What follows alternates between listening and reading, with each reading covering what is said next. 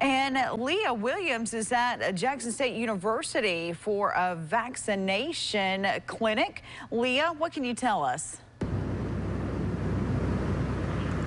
Well, Jay, with the fall semester starting in just under a month, faculty, staffs, and students can come here to the Rose E. McCoy Auditorium to get vaccinated today. The vaccine clinic just started a few minutes ago at noon. The Hinds County Comprehensive Health Center is administering Moderna and Pfizer shots. Insurance is not needed, and vaccines are provided for free by the Mississippi State Department of Health.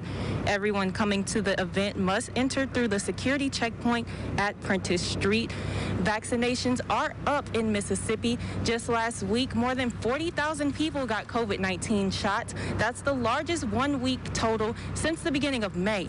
Now, the clinic here at Jackson State ends at 4, and anyone in the community that wants to get vaccinated is welcome to come. Live in Jackson, Leah Williams, 12 News.